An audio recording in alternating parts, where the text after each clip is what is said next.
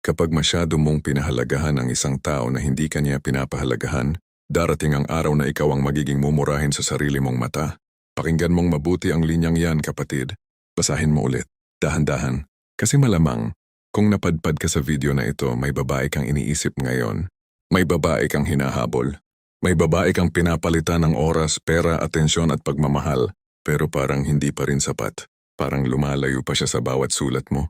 Parang bumababa pa ang tingin niya sa'yo sa bawat "Good morning" mong ipinapadala na hindi na sinasagot.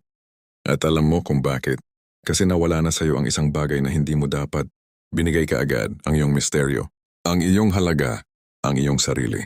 Pero bago tayo magpatuloy, kailangan kong linawin ang isang bagay. Itong video na to hindi ito tungkol sa pambabae. Hindi rin ito tungkol sa panloloko o panlilinlang. Hindi ko tuturuan kayo na maging duwag o manhid na tao. Kung yan ang hinahanap mo, isara mo na tong video. Wala kang makukuha dito. Ang tuturuan ko sa iyo ngayon ay ang karunungan ng mga Stoic. Ang pilosopiya ni na Marcus Aurelius, Epictetus, at Seneca at paano mo gagamitin ang mga prinsipyo nila para ibalik ang iyong dignidad, ang iyong halaga, at ang iyong sarili. Kasi ang totoong manipulation ng ego ng isang babae ay hindi trick, hindi game, o hindi mind games. Ang totoong sekreto ay ito, hindi mo siya mamanipulahin. Ang mamanipulahin mo ay ang sarili mo, ang sarili mong pagkatao, ang sarili mong prinsipyo, ang sarili mong ego.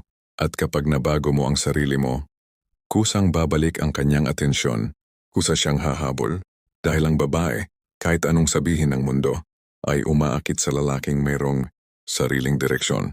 Hindi sa lalaking ang buong mundo ay nakaikot lamang sa kanya, kaya umupo ka muna. Kumuha ka ng kape, patayin mo ang notification ng cellphone mo. Kasi ang video na to, baka ito na ang maging simula ng iyong pagbabago. Bago natin simulan, nais kong magpasalamat sa mga loyal kong subscribers sa patuloy na pagsuporta sa aking channel. Kayo ang inspirasyon ko sa paggawa ng mga bagong content. Kung bago ka sa channel ko, comment mo na kung taga saan ka. May isang lalaki akong nakilala. Sa kwento niya, gusto kong simulan ang aralin na to. 3 taon silang magkarelasyon. 3 taon na binigay niya ang lahat. Oras, pera, atensyon, effort. Kung ano ang gusto ng babae, binibigay. Kung saan gustong pumunta, sumasama. Kung ano ang kailangan, bibilhin. Kahit magtrabaho siya ng dobleng shift, basta masaya ang babae. Pero may isang araw parang may bagong lamig na dumating sa hangin. Hindi na masyado sumasagot sa chat. Mas madalas na busy, mas kaunti ang I love you. Mas maraming magkita tayo next week. Na nagiging sorry, may lakad. At when ang ginawa ng lalaki. Ang una niyang ginawa ay nagtanong siya, ayos ka lang ba? May problema ba tayo? Ang sagot, wala naman. Ikaw kasi owa. Pero hindi siya tumigil doon. Tumawag siya ng walang tigil. Nag-text ng miss you na. Nag-post sa social media ng mga quotes tungkol sa pag-ibig. Binigyan siya ng sorpresa. Nag-sorry kahit wala naman siyang kasalanan. Nag-beg, nagmakaawa. At ang babae, lalong lumayo. Hanggang sa isang araw, natanggap niya ang text na pinakamasakit na babasahin ng sino mang lalaki. I think we need to take a break. At yan ang simula ng kanyang pagkalugmok. Pero kapatid, pakinggan mong mabuti. Hindi ang pag-alis ng babae ang problema niya. Ang problema niya, hindi niya naintindihan kung bakit siya umalis. At baka yan din ang problema mo ngayon. Ito ang masakit na katotohanan na walang magsasabi sa'yo. Kapag ang lalaki ay masyadong nagbibigay, kapag masyadong nagmamakaawa, kapag masyadong nagpapakita ng need, hindi lumalapit ang babae. Lumalayo siya. Bakit? Dahil ang babae ayon sa pag-aaral ng psychology at sa karunungan ng 1,000 taon, ay may natural na attraction sa lalaking may halaga. Hindi sa lalaking madaling makuha. Hindi sa lalaking laging nandyan. Hindi sa lalaking parang aso na laging nakaamba sa gilid ng mesa. Naghihintay ng tira. Ang babae ay umaakit sa lalaking may sarili. Sarili niyang direksyon, sarili niyang prinsipyo, sarili niyang dignidad. At kapag ang lahat ng yan ay inibigay mo sa kanya bilang regalo, kapag binigay mo ang iyong kaluluwa at ipinain sa kanyang paanan, kusang nawawala sa kanyang mata ang iyong halaga. Hindi dahil masama ang babae, hindi dahil manipis ang pag-ibig niya, kundi dahil ganyan talaga ang naturalesa ng tao. Pinapahalagahan natin ang mahirap makuha at pinapabaya natin ang laging nakalatag. Tanungin mo ang sarili mo ngayon, kapatid. Ilang beses ka nang nag-double text sa babaeng hindi ka sumasagot? Ilang beses ka nang nagsabi ng I love you na walang kasagutan? Ilang beses ka nang nagsorry sa mga bagay na hindi mo naman kasalanan. Ilang gabi ka nang hindi nakatulog, hinihintay ang tawag niya. Sinusulyap ang cellphone mo kada 5 minuto. Ilang plano na ang hindi mo natuloy. Ilang barkada ang naiwan. Ilang pangarap ang nakalimutan. Dahil lang sa kanya. Kung marami, kapatid, hindi ka mahina. Hindi ka duwag. Hindi ka talo. Nakalimot ka lang. Nakalimot ka sa pinakaunang aral ng mga Stoic. Ikaw ang pinakamahalagang tao sa iyong sariling buhay. At hanggat hindi mo ibinabalik sa sarili mo ang halagang binigay mo sa kanya, hanggat hindi mo ibinabalik ang iyong ego, hindi ang ego ng yabang, kundi ang ego ng dignidad at sariling halaga, hinding-hindi ka magiging lalaking hahabulin. Hinding-hindi. Pero sabihin ko sa iyo ang mas masakit na bahagi. Hindi lang iisang babae ang mawawala sa iyo kung hindi mo to baguhin. Hindi lang iisang relasyon. Hindi lang iisang gabing umiiyak ka sa banyo. Nang hindi malaman ng pamilya mo. Ang ugaling ito ay ang ugali ng pagiging lalaking sobrang mahalin, ang ugali ng pagiging laging nandyan, ang ugali ng kahit ano para sa kanya, ay isang sumpa na susundan ka hanggang sa susunod na relasyon. Kasi hindi ang babae ang problema. Ikaw ang problema. At alam ko masakit yan. Alam ko ayaw mong marinig yan. Alam kong gusto mong idaan ang lahat ng sisi sa kanya. Sa kanyang pagbabago, sa kanyang panloloko, sa kanyang kawalan ng utang na loob. Pero tandaan mo ang sinabi ni Marcus Aurelius sa kanyang meditations. Ang mga bagay na nakukuha sa labas ng sarili mo ay wala sa iyong kontrol. Ang nasa kontrol mo ay ang iyong pananaw, ang iyong aksyon at ang iyong pag-uugali. Hindi mo kayang kontrolin ang babae. Hindi mo kayang pilitin ang kanyang pagmamahal. Hindi mo kayang baguhin ang kanyang damdamin sa pamamagitan ng pagbigay ng marami. Pero kaya mong kontrolin ang sarili mo. At ito ang masakit na katotohanan. Kung patuloy kang magpapakababa, kung patuloy kang maghahabol, kung patuloy mong ibibigay ang lahat kahit wala kang natatanggap pabalik, hindi lang babae ang mawawala sa iyo. Ang sarili mo ang mawawala sa iyo. Isipin mo ito. Isipin mo ang isang lalaki, 5 taon mula ngayon, na kahit matanda na, kahit may pamilya na, ay patuloy pa ring nanghihingi ng validation sa babaeng hindi naman nagpapahalaga sa kanya, patuloy na nagpapakababa.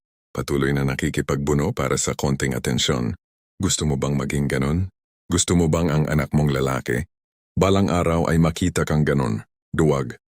Walang tinig, walang sariling direksyon? Anong klaseng tatay ang ituturing mo sa kanya?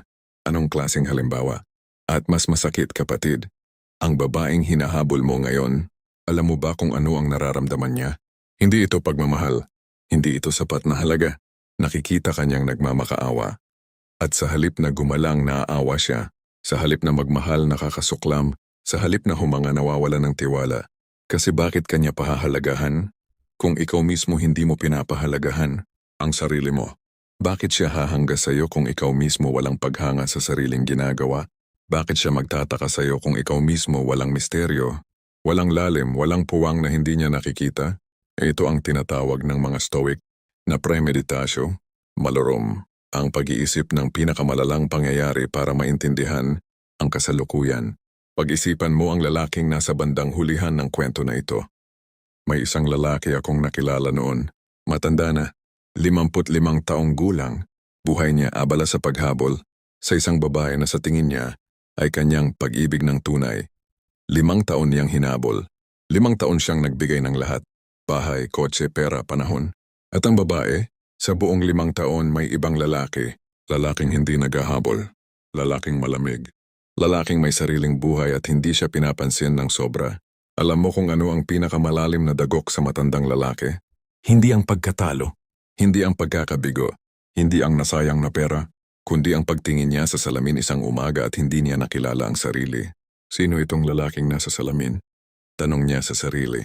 Wala na siyang nakikitang prinsipyo, wala nang paninindigan. Wala nang dignidad, ang natira lang ay isang anino, isang taong nawala sa sariling buhay dahil pinakinggan niya ang sariling takot at hindi ang sariling karangalan. Kapatid, yan ang landas na tinatahak mo kung hindi ka magbabago ngayon. Pero may magandang balita, may paraan para bumalik, may paraan para maibalik mo ang iyong sarili, ang iyong halaga, at oo, ang atensyon ng babaeng pinaglalaban mo. O kung hindi niya, ang atensyon ng mas nakakaangat na babae sa kanya. At yan ang pag-uusapan natin sa susunod na bahagi. Ngayon, pakinggan mong mabuti. Ibibigay ko sa iyo ang 5 Stoic Principles na magbabago ng paraan mo ng pag-aasal sa babae at sa sariling buhay. Hindi ito trick. Hindi ito manipulation sa masamang kahulugan. Ito ay ang tunay na daan ng pagbalik sa sarili. Unang prinsipyo ang batas ng dikotomiya. Sabi ni Epictetus, ang dakilang stoic na noong una ay alipin lamang. May mga bagay na nasa kontrol mo at may mga bagay na wala. Sa mga nasa kontrol mo, doon mo ilagay ang iyong lakas. Sa mga wala, bitawan mo. Ano ang ibig sabihin nito sa usaping pag-ibig? Wala sa iyong kontrol ang damdamin ng babae. Wala sa iyong kontrol kung magmamahal siya sa iyo o hindi. Wala sa iyong kontrol kung sasagutin ka niya o hindi. Ang nasa kontrol mo lamang ay iyang sarili mo, ang iyong pananaw, ang iyong kilos, ang iyong direksyon sa buhay, ang iyong prinsipyo. Kaya ang unang hakbang, tigilan mo na ang pag-try kontrolin ang kanyang damdamin. Hindi na pwede ang double text. Hindi na pwede ang pagtatanong sa common friend kung ano ang sinabi niya. Hindi na pwede ang checking in kada oras para mapansin ka. Hindi na pwede ang pag-reply ng paragraph sa kanyang one-word reply. Kapag wala sa kontrol mo, bitawan mo. Ito ang pinakamahirap, alam ko. Kasi para bang pinababayaan mo siya. Pero sa totoo lang, di mo siya pinababayaan. Ang pinapahalagahan mo na ngayon ay ang iyong sarili. Pangalawang prinsipyo, ang halaga ng sariling misyon. Sabi ni Marcus Aurelius, ang lalaking walang misyon ay parang barkong walang direksyon. Kahit anong hangin ay magpapadpad sa kanya. Kapatid, tanungin mo ang sarili mo, ano ang iyong misyon sa buhay? Huwag mo akong sagutin ng mahalin siya. Hindi yan misyon. Yan ay pag-asa lang. Ang tunay na misyon ay bagay na mayroon ka bago pa man siya dumating at mayroon ka pa rin kahit umalis na siya. Baka negosyo yan. Baka karera. Baka pangarap para sa pamilya mo. Baka crafting ng sarili mong kagalingan sa isang bagay. Sa pagsulat, sa pag-iinganyero, sa pagtuturo, sa paglikha. Kapag may misyon ka, dalawang bagay ang nangyayari. Una, hindi ka na masyadong umaasa sa babae para sa iyong kaligayahan kasi ang kaligayahan mo ay hindi nakasalalay sa kanya. Nakasalalay ito sa iyong pagunlad, sa iyong paglago, sa iyong misyon. Pangalawa, at ito ang mahalaga, kapag may direksyon ka, umaakit yan sa babae. Kasi sa kanilang mata, ang lalaking nakatutok sa sariling buhay ay lalaking magastos na mahuli, lalaking mahirap kunin, lalaking may halaga. At kapag ikaw ay may halaga, ikaw ang hahabulin, hindi ka na ang humahabol. Pangatlong prinsipyo ang kapangyarihan ng katahimikan. Sabi ni Seneca, mas marami pa akong natutunan sa katahimikan kaysa sa maraming salita. Kapatid, kapag ang isang babae ay nagsimulang lumamig sa iyo, huwag kang magtaka, huwag kang magpaliwanag, huwag kang magmakaawa, mag-silent ka. Hindi sa pagmumukmok, hindi sa pagsusumbat, kundi sa pagbalik sa iyong sariling buhay. Itanong mo, ang babaeng lumalamig nagmamalasakit ba kung ikay umiyak? Kung malamang hindi, bakit mo pa siya bibigyan ng kapangyarihan na guluhin ang iyong araw? Kapag hindi ka sumasagot agad, kapag hindi ka gumagawa ng problema mula sa kanyang kalamigan, dalawang bagay ang nangyayari. Una, binibigyan mo ang sarili mo ng oras upang mag-isip ng malinaw, hindi mula sa pakiramdam ng takot, kundi mula sa pakiramdam ng katatagan. Pangalawa, at ang mas malalim, nagiging misteryoso ka sa kanyang mata kapag ang isang tao ay laging handa, laging nakikipag-reply, laging nakikipag-usap. Nawawalan siya ng misteryo, wala nang hinahanap, wala nang pinagtataka. Pero kapag tumahimik ka, kapag hindi ka sumunod sa kanyang pattern ng drama, bigla siyang magtataka. Bakit kaya hindi siya nagre-reply? Bakit parang okay lang siya? Bakit parang busy siya sa iba? At doon nagsisimula ang kanyang paghabol. Hindi dahil minanipula mo siya, kundi dahil binalik mo ang sarili mo sa tamang lugar. Pangapat na prinsipyo ang virtue ng pag-isa, sabi ni Epictetus. Ang taong hindi nahihirapang mag-isa ay taong mayroong kaibigan sa sariling kaluluwa. Kapatid, sa panahon ngayon, ang pag-iisa ay tinuturing na sumpa. Pero sa mga Stoic, ang pag-iisa ay gamot. Sa pag-iisa mo mababawi ang sarili mong tinig na natabunan ng ingay ng ibang tao, maging ng babaeng pinaglalaban mo. Sa pag-iisa mo matutuklasan kung sino ka talaga, hindi ang taong ipinipilit mong maging para lang pahalagahan ng iba, kundi ang taong totoo sa kaibuturan ng iyong puso.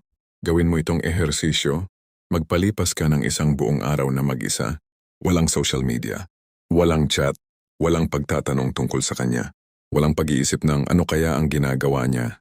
Ilang oras lang, ang hirap pa. Ilang araw, ilang linggo mo na itong gagawin, papalabas ang isang bagong bersyon ng iyong sarili. Mas matatag, mas malalim, mas tahimik, mas mayaman sa loob.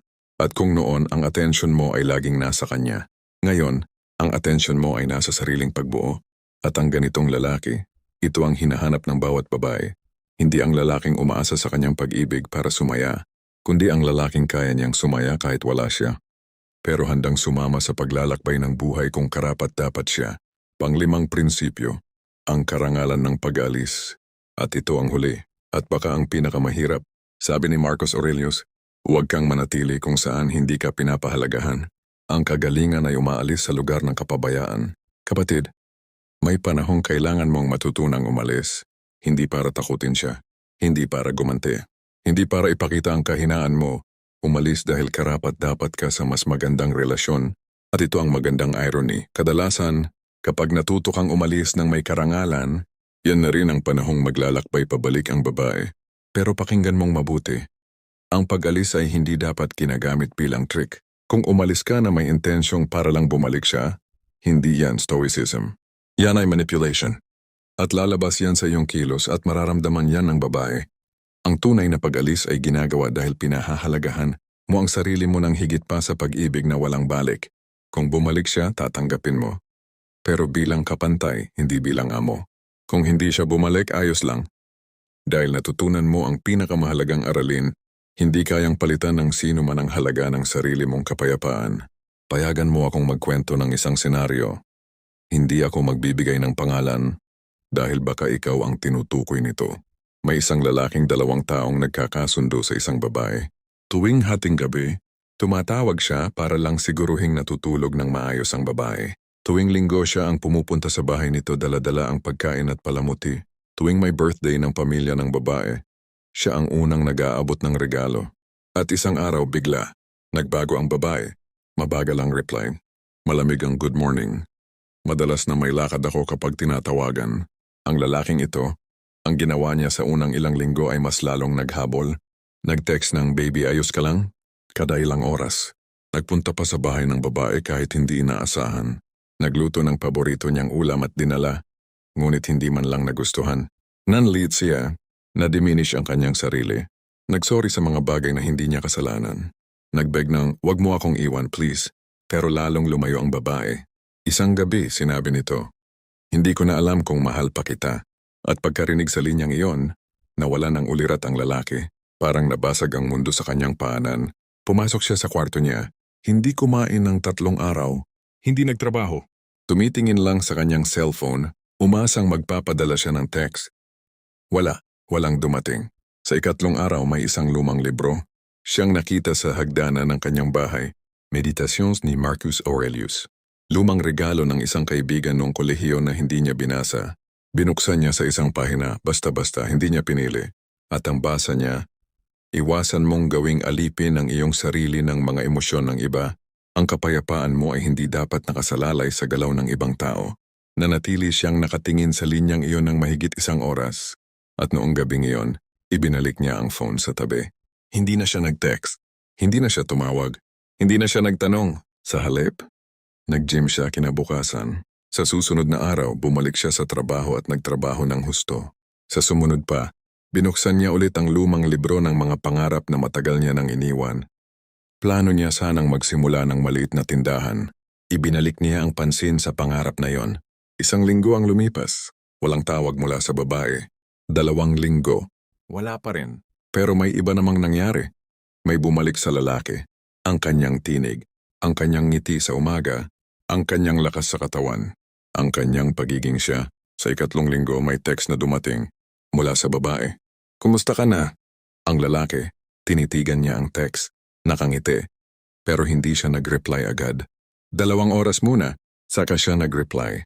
Maikli, respetado pero hindi mabilis, hindi sabik. Ayos naman ako. Busy sa bagong project, ikaw? At mula sa sandaling iyon nagbago ang dinamika. Ngayon ang babae ang nagtatanong. Ang babae ang nag-iimbita. Ang babae ang gumagawa ng effort. Pero alam mo kung ano ang pinakamagandang bahagi ng kwento? Hindi na ganun kahalaga sa kanya kung bumalik o hindi ang babae. Kasi sa 3 linggong pag-iisa, sa 3 linggong pagbalik sa sarili, sa 3 linggong pagsunod sa mga aral ng mga Stoic na buo, niya ulit ang sarili niyang ego. Hindi ang ego ng yabang, kundi ang ego ng sariling halaga, ang ego ng dignidad, ang ego ng lalaking may direksyon. At kapag nagkaroon ka ng ganong ego, hindi mo kailangang manipulahin ang kahit sino. Kusa na silang lalapit. Bakit? Dahil ang mundo ay parang gravitational field. Ang lalaking may tunay na halaga ay may sariling gravity. Hindi mo na kailangang pilitin. Kusang iikot ang mga tao sa iyong paligid, pati na ang mga babaeng dati malayo. Pero ang mas mahalaga, hindi mo na sila kakailanganin. Kasi kumpleto ka na sa sarili mo. Kapatid, nakarating ka na sa huling bahagi ng video na ito. At kung nakinig ka mula simula hanggang dulo, ibig sabihin may kumakatok sa iyong puso, may bahagi sa iyong nagising. Ngayon, ibibigay ko sa iyo ang 7 tuntunin na pwede mong simulan ngayong araw din para umpisahan ang pagbabalik sa sariling halaga. Una, huwag ka nang mag-double text. Kung hindi siya sumasagot, hindi ibig sabihin hindi niya nakita. Ibig sabihin hindi siya nagpapakita ng interes sa sandaling iyon. Igalang mo yan. Gumalang ka rin sa sarili mo.